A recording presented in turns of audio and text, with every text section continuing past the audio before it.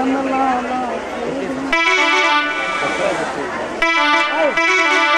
राधे ताली बजा करके भजन की फरमाइश है तो उसे ताली बजा के बोले, उसके बाद आगे पावन कथा।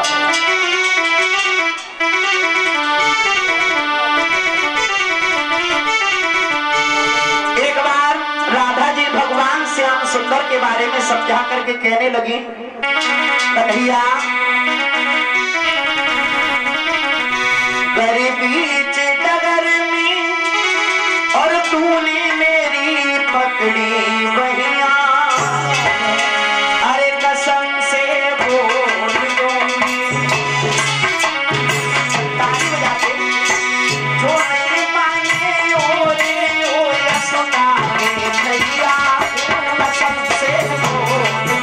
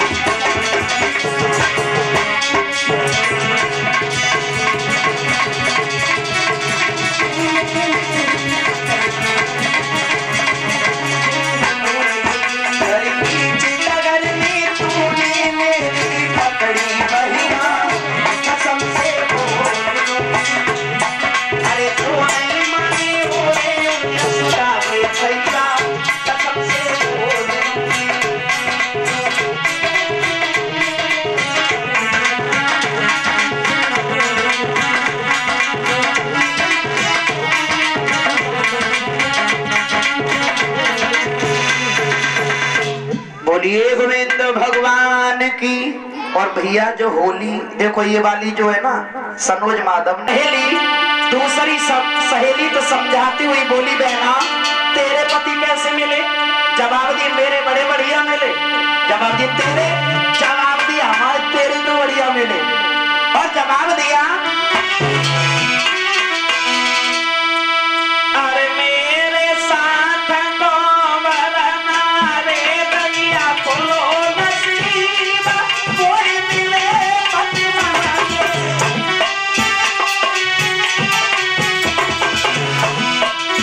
आए आए, कोई मिले पति मना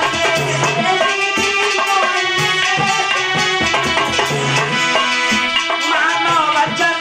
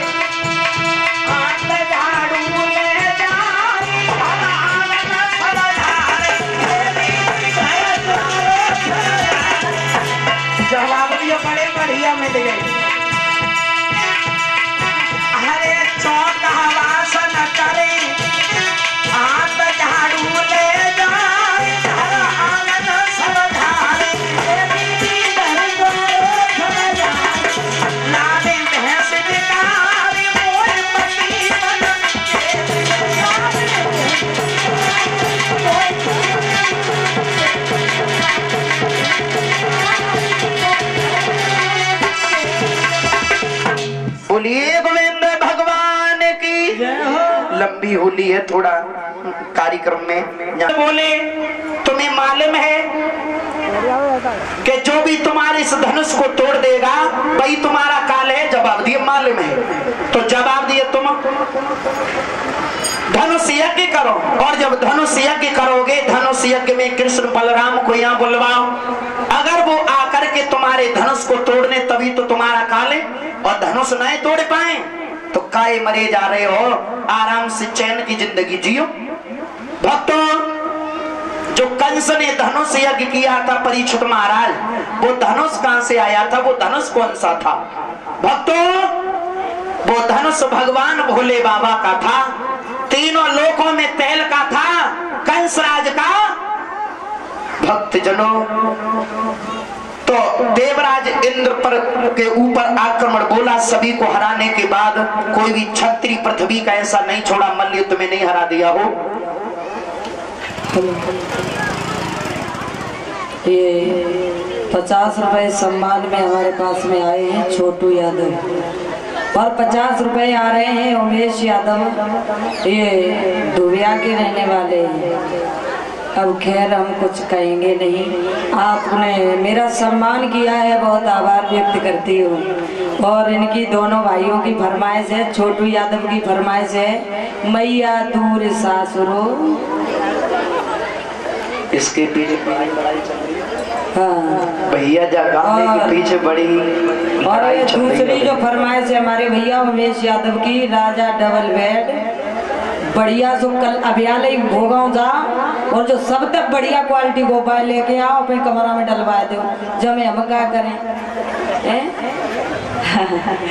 अब नाटक का कार्यक्रम है, तो मैं सच बताएं, हम किसी शास्त्री के शिष्य नहीं है, हमारे जो गुरुजी हैं आप सब लोग परिचित हैं, हम एक संत की शिष्या हैं, तो क्षमा चाहेंगे इन गानों के लिए, भजनों के लिए।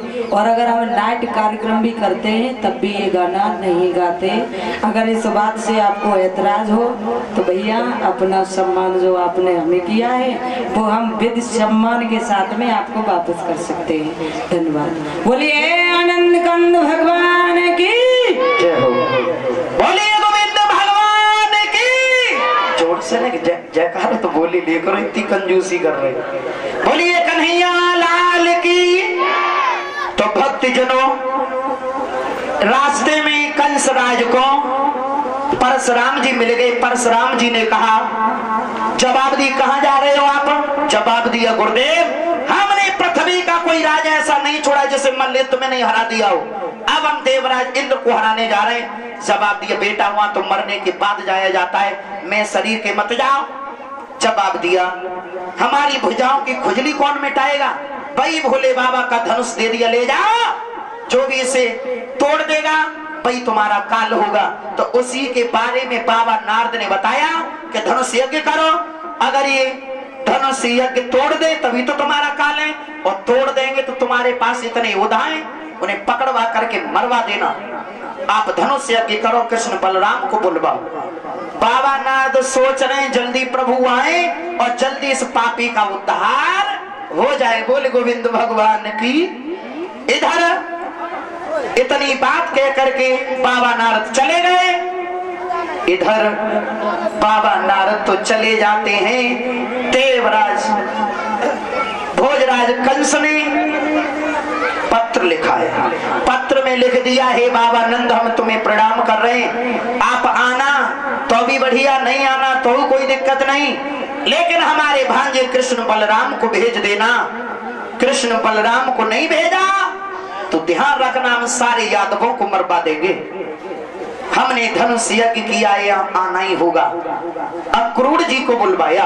अक्रूर जो रिश्ते में बाबा नंद के भाई लगते थे, उस समय जो कंस राज के मंत्री थे, जवाब दिया, है मंत्री अक्रूर, इस पत्र को ले जाओ और मौखिक भी बता देना, उन दोनों छोकरों को मैं यहाँ पर बुलाना चाहता हूँ। तो अक्रूर जी ने हाथ जोड़ के कहा, महाराज तुम सभी को बुलवाओ, लेकिन यहाँ पर श्री कृष्ण को नहीं बुलवाओ। क्यों? क्योंकि प्रभु को आए वे की तेरी है, जे मथुरा मोहन की चेरी है। महाराज कृष्ण को नहीं बुलवाओ, नहीं तो बहुत बड़ा अनर्थ हो जाएगा। जवाब दिए, तू मेरा मंत्री या राजा है, चला जा। क्या करते बेचारे अक्रूर, धीरे धीरे पत्र लेकर के जब पहुंचे हैं, जाकर के बाबा नंद के हाथों में वो पत्र दिया, दोनों भाई आपस में मिलने लगे हैं। अरे जाको भ्रात द्वार पे भैया आयो,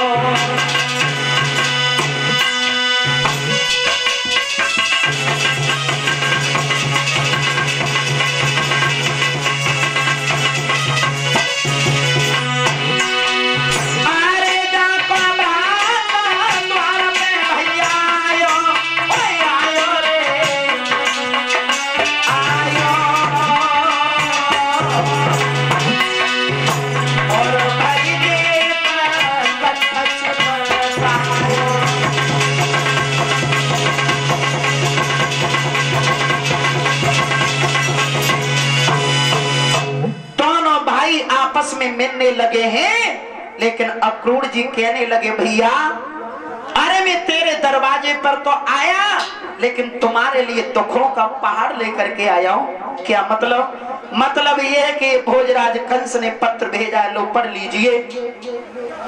कृष्ण बलराम को वो बुला रहा है। उसी समय रोने लगे हैं। बाबा नंद कहने लगे, ओरे पापी कंस, अब तक तो तू मेरे बेटाओं को नित्य बहनों से बुलाता रहा, और जब तेरी कोई पेश नहीं पड़ी तो आज तू मरवाने के लिए अपने घर पे ही बुला रहा है मेरे पुत्रों को। मैया यशोदा भी आ गई। यशोदा मैया ने जो हाल समझा है, रो रो करके बुरा बेहाल हो गया। जवाब दिया है, मैं अपने बिना पुत्रों के यहाँ कैसे रह पाएंगे, मर जाएंगे, बिना पुत्रों के जिंदा नहीं रहेंगे। और जवाब दिया मैया ने,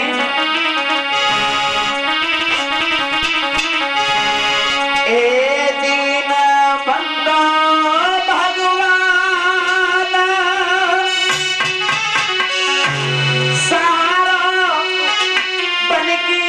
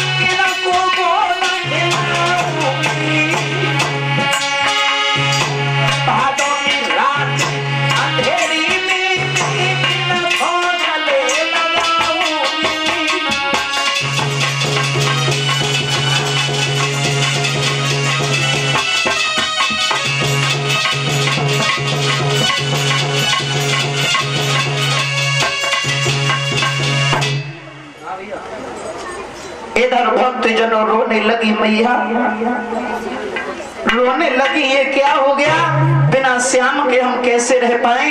तब तक भगवान कन्हैया आ गए। मैया अरे क्यों रो रही हो? जवाब दिया, लाला कुछ नहीं, हमारे नसीब में केवल दुख ही दुख है लाला, सुख नहीं है मेरे नसीब में। जवाब दिया है, मैया रोना नहीं, क्या बात है भाई? पत्र मैया की गोद से छीना,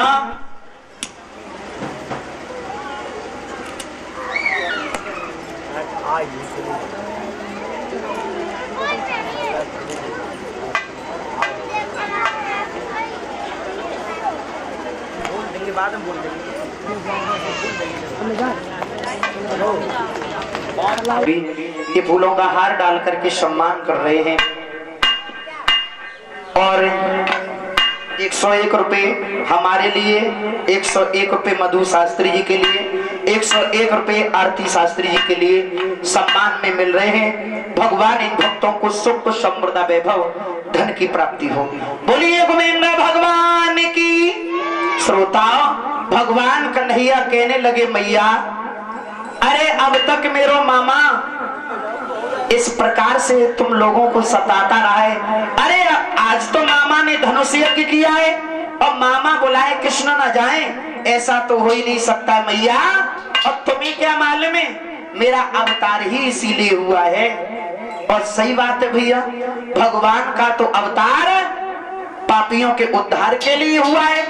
इधर श्रोताओं, सुबह होते ही जवाब दिया है ग्वाला, अरे तैयार हो जाओ, आज मामा कंस के यहाँ जाना है। सभी ग्वाल वाले तैयार हो गए। सखियाओं ने जब सुना, सखियाओं ने कि कन्हैया मथुरा जा रहे हैं, तो यशोदा मैया ने बहुत मना किया, लालत कहीं ना जाओ। इधर गोपियां आ गई, गोपियां कहने लगी हैं, जवाब दिया, कन्हैया कहाँ जा रहे हो? जवाब दिया राधा, सुनो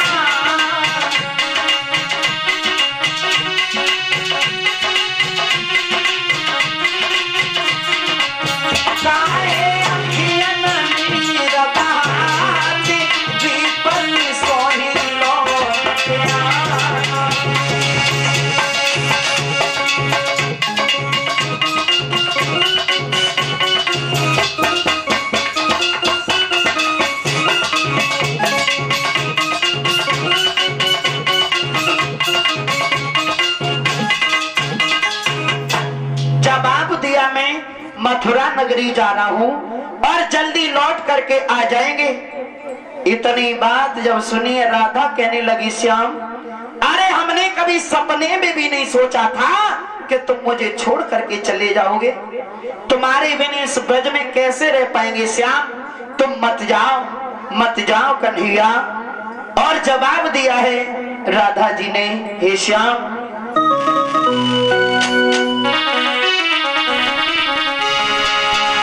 जवाब दिया राधा ने, श्याम मैं भी तुम्हारे संग चलेंगे।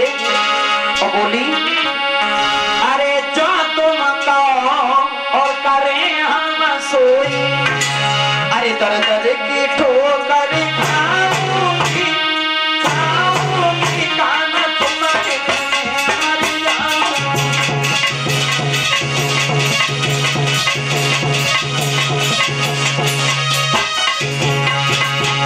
बोली, अरे तुम जो कहो करें हम सोई, दर दर की ठोकर खाऊंगी कान तुम्हारे मर जाऊं।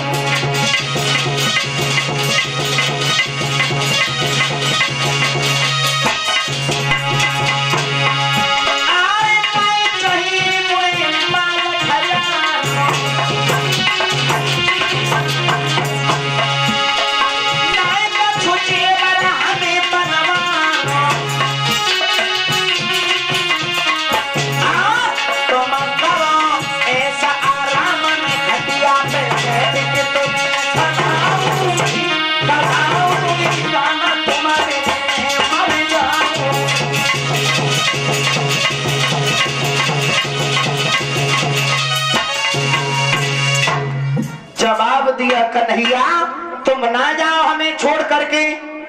कन्हैया कहने लगे राधा पागल मत बनो, अरे हमें पापियों का उद्धार भी करना है, हमें जाने दो।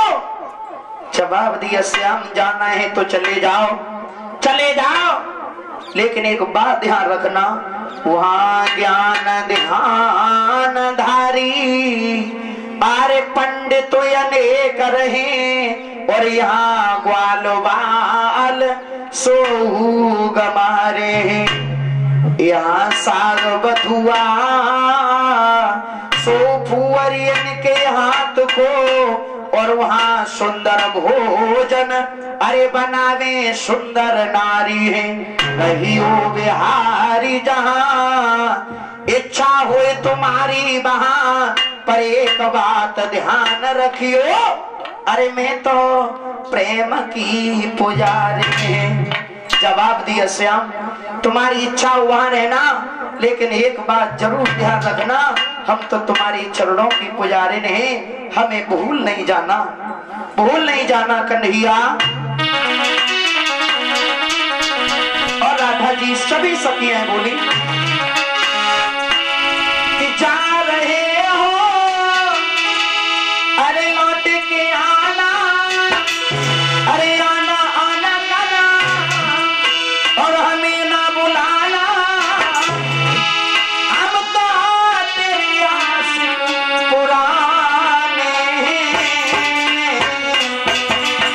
हम दीवाने हम दीवाने हम दीवाने तेरे हम दीवाने।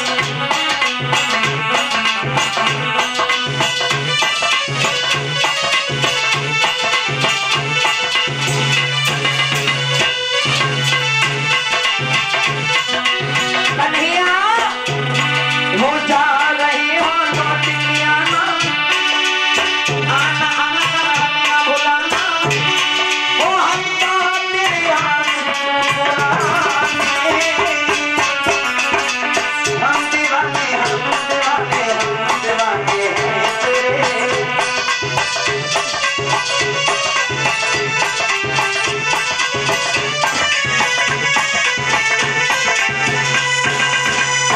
जवाब दिया कन्हैया जल्दी लौट करके आना, जा रहे हो तो चले जाओ। कुछ भक्त कहते हैं, कुछ लोग कहते हैं कि राधा जी ने जाते समय वरदान को मांगा कि श्याम अब के बार जन्म मिले तुम्हें कृष्ण और तुम राधा बन के आना। और भी कुछ वर्णन दिया गया है कि भगवान कन्हैया से बंसी को ले लिया था, राधा जी ने जवाब दिया श्याम अब ये बंसी मत बजाना। भक्तों गोपियाओं को वायदा करके कन्हैया वहां से जब आगे के लिए चले, रथ धीरे धीरे आगे के लिए जब बढ़ा है, सखियां रो रही, बहना चला गया कन्हैया,